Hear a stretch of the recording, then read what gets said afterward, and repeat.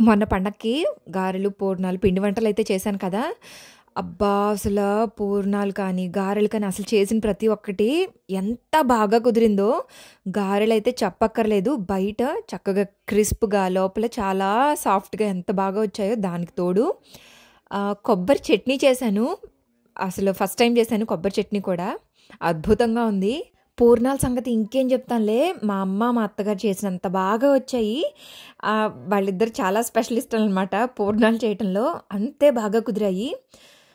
మీరు పూర్ణాలు ఎట్లా తింటారు? నాకైతే ఫస్ట్ 2 పూర్ణాలు మాత్రం పూర్ణం మధ్యలో గుంత చేసుకొని, అందులో చక్కగా నెయ్యి అలా పోసుకొని, అలా నోట్లో పెట్టుకొని తింటే ఎంత బావుంటదో అసలు. ఆ టేస్ట్ అయితే వర్ణించలేమనమాట. మీలో ఎంతమందికి ఇట్లా పూర్ణం తినడం అంటే ఇష్టం? నాకైతే చాలా చాలా ఇష్టం. 2 పూర్ణాలు మాత్రం కంపల్సరీ ఇలాగే తింటాను. పూర్ణాలు రెగ్యులర్‌గా చేయం కదా! ఎప్పుడో ఒకసారి చేసినప్పుడు మాత్రం ఇలాగే తింటాను. టేస్ట్ అయితే అసల చాలా చాలా చాలా బావుంది. పూర్ణం లోపల పప్పు ముద్ద పెడతాం కదా! అసలదైతే ఎంత సాఫ్ట్‌గా ఉందో. మా హస్బెండ్ గానీ, పిల్లలు గానీ ఎంత ఇష్టంగా తిన్నారో. చాలా బావున్నాయి కృష్ణ అననైతే చెప్పారు. అంత ఇష్టంగా తింటే మనకు కూడా అసలు చేసినందుకు ఆ సాటిస్ఫాక్షన్ వేరేగా ఉంటది కదా! మీలో ఈ కాంబినేషన్స్ ఎంతమందికిష్టం?